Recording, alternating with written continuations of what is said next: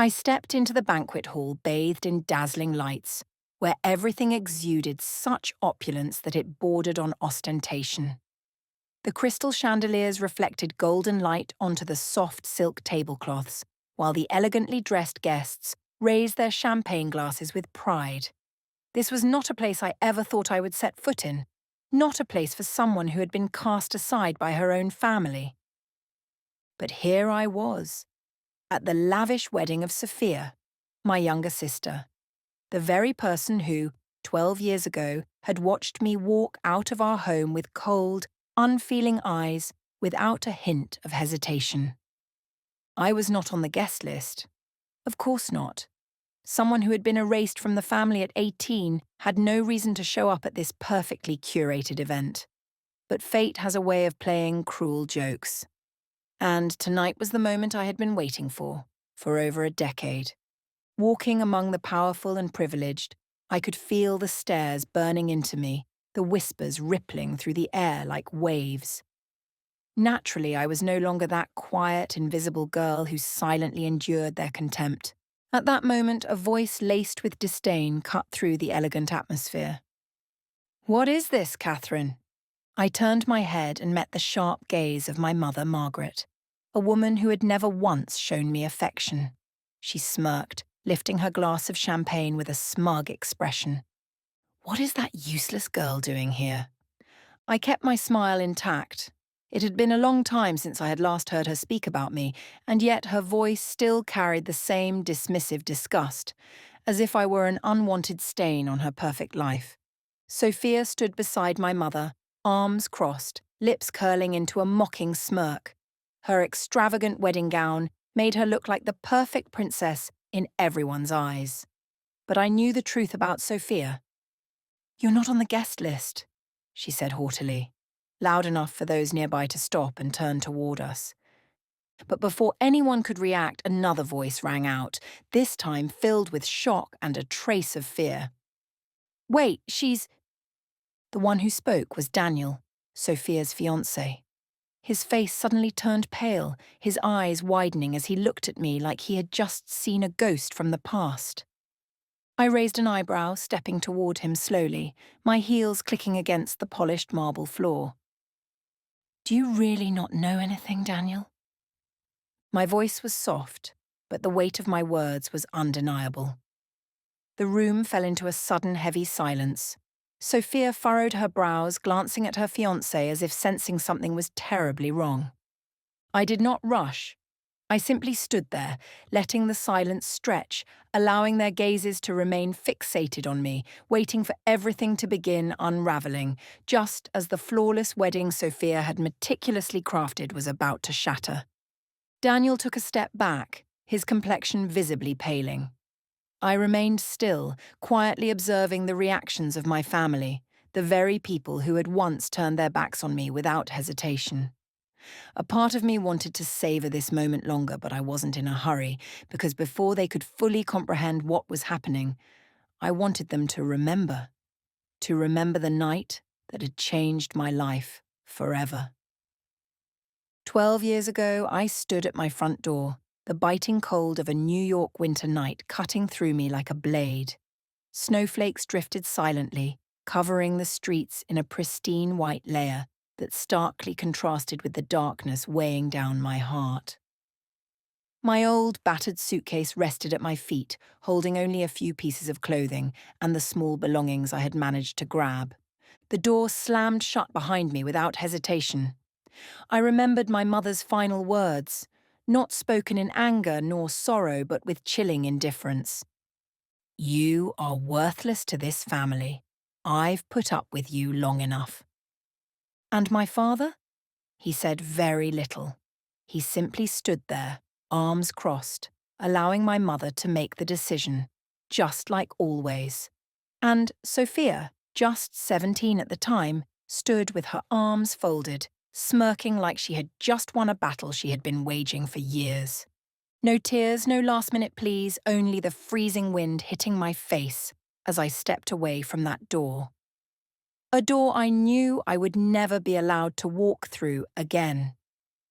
I wandered the streets with no idea where to go, No money, no close friends I could turn to, and no one from my family called to check if I was even still alive. I curled up in the corner of an alley next to a small diner in Brooklyn, where the warmth from the kitchen vents kept me from freezing. The first night I prayed for morning to come quickly. By the second night I began to understand that if I didn't do something, I wouldn't survive this winter. The next morning, just as I was about to leave in search of a better place to stay, the diner's back door swung open. A middle-aged woman with greying hair tied into a tight bun stepped out. Rita, the owner of the diner. She looked at me with narrowed, calculating eyes. "If you're planning on staying here all night, at least make yourself useful." I looked up, surprised. She didn't ask why I was there. She didn't show pity. She simply tossed me a rag. "Get in the kitchen and clean up. You can eat when you're done." I didn't hesitate. I had no right to refuse. From that day on, I did every job in the diner. Cleaning, serving, washing dishes, whatever Rita asked of me. I slept in a small storage room behind the kitchen, surrounded by sacks of flour and boxes of supplies. It wasn't comfortable, but at least it had a roof, an old mattress, and, most importantly, it held a sliver of hope. Every night I studied by the dim light in the storage room. I refused to let my life revolve around this kitchen forever. I wanted more. I applied for a scholarship to a business school. I knew the chances were slim, but I had nothing to lose. A few months later, when I received my acceptance letter, I collapsed onto the diner's kitchen floor and cried. For the first time in a long while, I felt like I was on the right path. The college years passed in a blur of early morning classes, late-night shifts, and countless sleepless nights spent studying. But by the time I graduated, I knew everything had changed. I was no longer the abandoned girl wandering the winter streets. I had become someone they could never have imagined. At 27, I founded my own nutrition company, Catherine Health, a brand specializing in clean supplements and functional foods. I understood the struggles of those who had once been hungry, who had counted every cent just to afford a meal. And that understanding was what fueled my company's success. Within just 5 years, Catherine Health expanded across dozens of states in the US. My products filled the shelves of major retailers, were recommended by doctors, and even appeared in business magazines. And yet, in all those years, not a single person from my family reached out. No messages, no calls, not even a fleeting inquiry about whether I was alive. I had become a stranger to them, and that was perfectly fine. Or at least I thought so. Back at Sophia's wedding, I looked at Daniel, her fiancé, and let a slow smile spread across my face. "You know who I am, don't you?" I asked, my voice light as air. Daniel didn't answer, but I saw it in his eyes, the hesitation, the fear. He knew, and that meant I had not been forgotten. The only problem was, they were never prepared to see me again. Daniel still hadn't spoken, but his face said it all. The entire ballroom was now focused on me, their eyes filled with curiosity and unease. I could sense Sophia's pulse quicken as she glanced at her fiancé, then back at me, her lips pressing into a tight line. I remained composed in a deep blue evening gown that hugged my frame perfectly, my hair swept up in an elegant bun. I was nothing like the girl they had cast aside years ago. I could see them struggling to process it, trying to understand how Catherine, the worthless daughter they abandoned, could stand before them with such poise and authority. "Daniel," I spoke slowly, locking eyes with him. "You know who I am, don't you?" Daniel swallowed hard, his grip tightening around his wine glass until his knuckles turned white. He barely had time to react before Sophia stepped forward, inserting herself between us, her voice sharp and cold. "Why are you here?" she hissed, trying to regain control. "Are you here to beg for forgiveness or to steal attention on my big day?" I smiled, a sharp, deliberate smile. "Forgiveness?" I tilted my head. "I think you're mistaken, Sophia." I met her arrogant gaze, letting her see exactly what she had failed to notice all these years. I was no longer the abandoned child they had discarded. There was nothing to beg for. I had come to show them the truth they had worked so hard to bury. Catherine. A steady voice called my name from behind. I didn't need to turn around to know who it was. Ethan, my husband, stepped beside me, placing a firm yet gentle hand on my back. A silent declaration. No theatrics, no unnecessary words. Just his presence alone was enough for everyone to sense the power and success I carried with me now. Ethan was a highly accomplished businessman, the man I had built my life with over the years.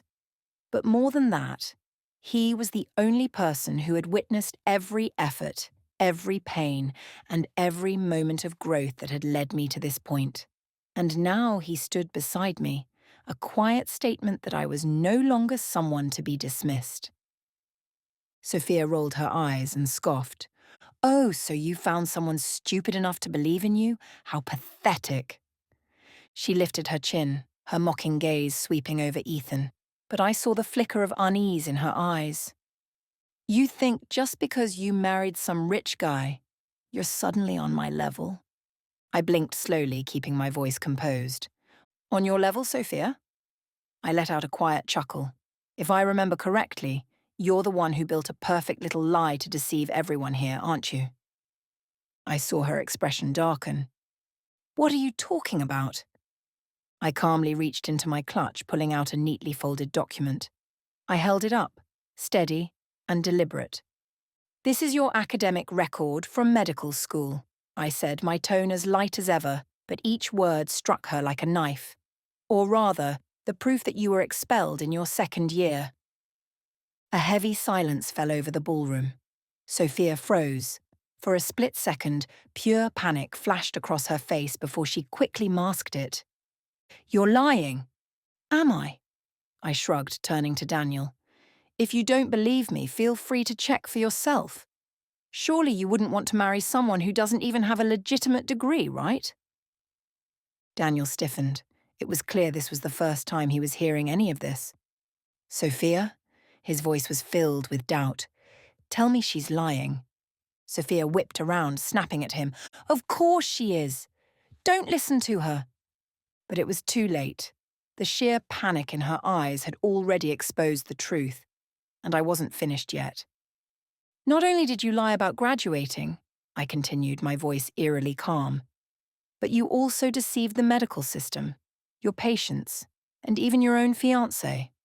Daniel's brow furrowed. "What do you mean?" I slowly placed another document on the table. "Your medical license, Sophia. Or should I say your fake medical license?" This time the murmurs in the crowd erupted into full-blown whispers. I could see Dr. Matthews, a renowned physician, and someone my family once boasted about knowing, standing at a distance, his face a mask of shock. Daniel slowly picked up the paper, skimmed through it, then abruptly looked at Sophia with disappointment. "You forged documents to pretend to be a doctor." Sophia opened her mouth, but no words came out because she knew. She had lost, and I knew this show was just beginning. Daniel stared at the paper in his hands, the trust he once had for Sophia now replaced with doubt and disillusionment. The entire ballroom was drowning in heavy silence, broken only by the growing whispers of the guests. They were beginning to realize that the grand wedding they were attending was not a fairy tale, but a disaster about to explode before their eyes. Sophia tried to regain her composure, but I could see her hands trembling. "You think a meaningless piece of paper like this can ruin me?" Her voice was defiant, but the tension in her eyes betrayed her. "Daniel, don't believe her. She's just trying to stir up drama." Daniel slowly shook his head. "But you never told me about this, Sophia. If it's all a lie, why do you look so nervous?" Sophia opened her mouth to argue, but I didn't give her the chance. I slowly reached into my clutch and pulled out a small USB, holding it up for everyone in the ballroom to see. "Sophia, did you really think all I had was a single document?" I smiled, but there was no warmth in my eyes. "No, I came prepared for much more than that." The entire room fell silent. I could see Margaret, my mother, clutching her champagne glass so tightly that her fingers turned pale. Richard, my father, sat motionless at the table, his jaw clenched, a clear sign that he knew what was coming. I turned to Daniel. "Do you have a laptop here?" Daniel looked up, blinking a few times as if trying to process everything happening around him. Finally, he nodded. "Yes, over at the sound booth." I turned on my heel, walking slowly toward the DJ's station where a laptop rested on the control panel. I didn't need to say a word. Daniel followed me, as if some part of him already knew that something far worse was coming. "Sophia!" Daniel stopped, but it was too late. Daniel took the USB from my hand and plugged it into the laptop. The large projector screen behind the stage lit up. Files began appearing one by one. I pressed a key, and document after document opened. Financial records, bank statements, undeniable proof of money being funneled into untraceable accounts, and then the insurance records from Morelli Family Care Clinic, the very clinic my family had been running for over a decade. I turned back to my father. "Dad, did you really think no one would uncover your fraudulent medical claims?" The entire room turned to look at Richard. He gripped the armrests of his chair, his face pale as a sheet. "You don't know what you're talking about, Catherine." His voice was unsteady, but I wasn't going to let him manipulate his way out of this. I pressed another key, and the screen displayed a financial report, clear evidence that my father had been using my identity to evade taxes for over a decade. The ballroom erupted in gasps. Some guests shook their heads in disbelief, others exchanged wary glances. I looked at my father, and for the first time, I saw fear in his eyes. "You used my social security number to file fake income reports, create fraudulent tax deductions, and launder money through your clinic," I said, pausing for a moment before tilting my head. "Did you really think I wouldn't find out?" Margaret shot up from her seat. "You're lying! No one will believe you!" I didn't even look at her. Instead, I turned back to Daniel. "This isn't just some minor financial scandal," I said. "If you look closely, you'll see that Sophia's involved too. She stole another intern's identity to issue prescriptions and collect insurance payouts." Daniel didn't say a word. He turned to Sophia, his face filled with pain. "You lied to me about all of this?" His voice was hoarse. Sophia frantically shook her head. "No, it's all lies." I let out a quiet chuckle. "If you're so sure, then why don't you explain what's on that screen?" Sophia trembled. Daniel looked at her for a long moment, then slowly reached for his ring finger. "I was ready to spend my entire life protecting you," he said bitterly. "But it turns out the woman I was about to marry is nothing but a fraud." He pulled off his wedding ring and threw it to the floor. The sharp sound of metal hitting marble echoed through the silent ballroom. Sophia gasped, stumbling backward as if she was about to collapse, but no one cared anymore. The crowd had already begun murmuring, some guests discreetly leaving their tables while others exchanged knowing glances. I took a step back, watching as everything Sophia had built crumbled right in front of her. Sophia stood frozen in the middle of the ballroom. Her engagement ring lay abandoned at her feet, reflecting the golden light of the chandelier above, but no one picked it up. Tears welled in her eyes, but no one cared anymore. Daniel had left. The perfect wedding she had spent years crafting had collapsed in a single night. The room was in chaos. Some guests rushed to leave while others stood transfixed, their faces filled with a mix of curiosity and fear. Whispers of the Morelli family's involvement in financial fraud and medical malpractice spread like wildfire. Margaret, my mother, desperately tried to keep her composure, but I could see her hands shaking as she clutched her expensive handbag, as if holding on to it tightly would somehow restore her world to what it once was. "Don't listen to her," Margaret suddenly shrieked, her voice losing all control. "She's always been jealous, always trying to destroy this family." I smiled, stepping closer to her, my voice soft but sharp. "Is that so? Then why don't we call the IRS? Or maybe the hospital where Sophia supposedly works? I'm sure they'd love to hear about this. The truth was, they already knew. Just as I finished speaking, a loud ringing cut through the air. Richard, my father, hurriedly pulled his phone from his suit pocket. His face had already been tense, but as soon as he glanced at the screen, his expression completely drained of colour. Mr. Family Care Clinic was calling. He rejected the call, but only seconds later another voice spoke up from the crowd. Dr. Collins, a well-known physician from the hospital, took a step forward. His voice was grave. "Richard, the hospital is requesting your immediate presence." Dr. Collins's voice was firm as he looked at my father, his eyes filled with suspicion. "They've just uncovered multiple forged prescriptions under Sophia's name. All of them are tied to your clinic." A new wave of murmurs rippled through the crowd. Sophia immediately shook her head in panic. "No!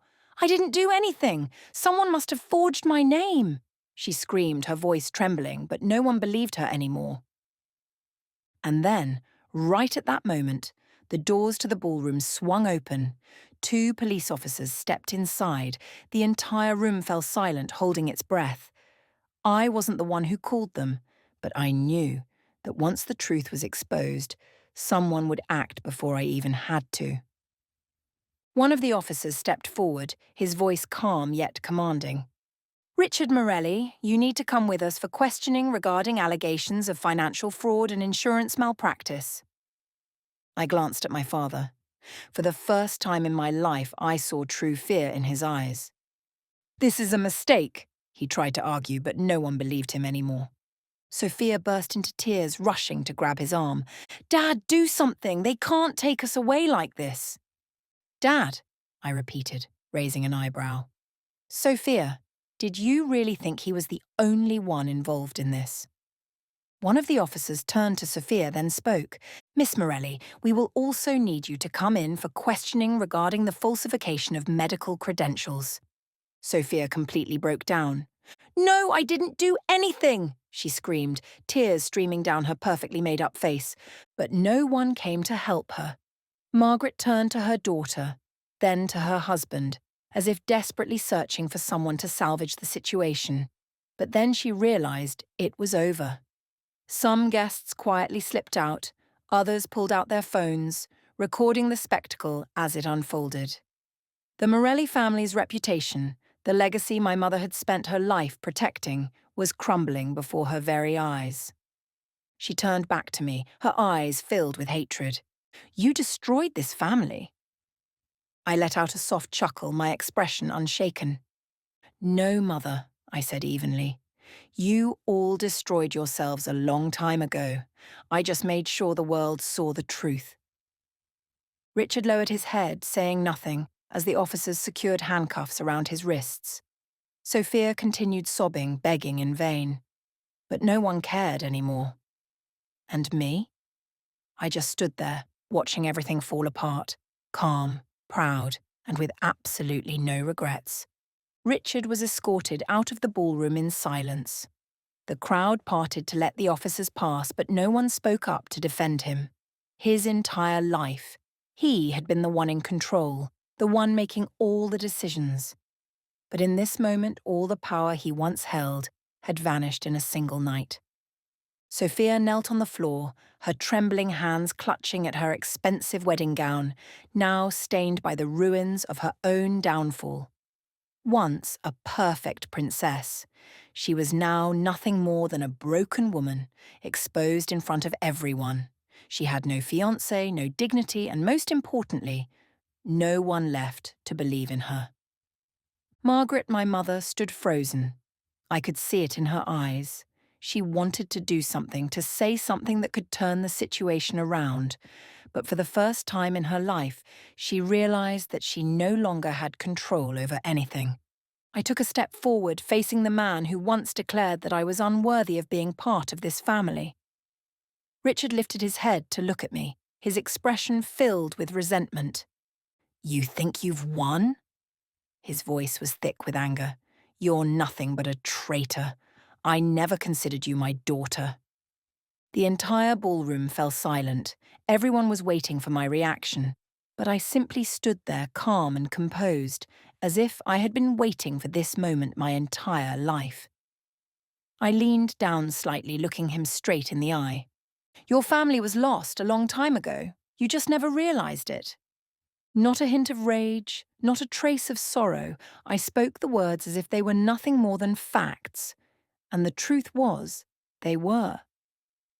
Richard opened his mouth to argue, but then he saw it. There was no one left on his side. He had destroyed everything with his own hands. Margaret clutched her designer handbag tightly, her face pale. She glanced around as if searching for someone still loyal to the Morelli family, but everyone had turned their backs on them. The guests who once praised them, the colleagues who once respected them, now only weary stares and hushed whispers remained. Sophia let out a quiet sob. Catherine, you can't do this to me. I turned to look at her. For the first time tonight, her voice was no longer sharp, no longer filled with mockery. Instead, it was drenched in desperation. You did this to yourself, Sophia, I said softly but firmly. She collapsed further, unable to argue. I took a deep breath, feeling the crisp night air fill my lungs. I had done what I came here to do. A warm hand rested on my back. I didn't need to turn around to know who it was. Ethan, the man who had always stood by me, the one person whose loyalty I had never doubted. Let's go, Catherine, he said gently. But I could hear the pride in his voice. I gave a slight nod. There was nothing left here for me. We walked out of the ballroom, passing curious stares and hushed murmurs, but no one dared to stop me. I was no longer the weak girl they had so easily cast aside. Outside, the cool evening air wrapped around me like a soft embrace. I exhaled slowly, feeling as if I had just set down a weight I had carried for over a decade. Ethan opened the car door for me, but before stepping in, I realized there was one more thing I wanted to do before this night ended. I turned to him, my eyes gleaming with a spontaneous idea. Ethan, do you want to get some cake? He blinked, momentarily surprised by my question, but then a smile quickly spread across his face. Cake? He chuckled. Absolutely. We have something to celebrate after all. I laughed, feeling a lightness spread through me. Not because I had sought revenge, but because I had truly freed myself. We drove to a small bakery on the corner of the street, its warm golden light spilling through the windows. I ordered a slice of red velvet cake, while Ethan got a piece of cheesecake. I picked up my fork, cutting into the cake and taking a bite. The sweetness melted on my tongue instantly, but the best part was knowing that I could finally enjoy it without any burden weighing on me. Ethan watched me, his gaze filled with warmth. How do you feel now? He asked. I took a sip of my tea, letting its slight bitterness linger for a moment. Then I set my cup down and smiled. Free. That was my real victory. Not the downfall of the Morelli family, not the exposure of their secrets, but the fact that at last I was no longer bound by my past. Catherine's story is not just about reclaiming justice, it's a powerful lesson on freedom and self-worth. Sometimes the people we love most are the ones who turn their backs on us first. But what truly matters is not how we are abandoned, but how we rise again. Catherine never sought revenge. She only demanded fairness and proved that a person's worth is not defined by those who discard them, but by how they rebuild their own life. And that is the true victory. What do you think of Catherine's story? If you were in her situation, how would you have faced it? Share your thoughts in the comments below. Don't forget to follow the channel for more inspiring stories about life and resilience.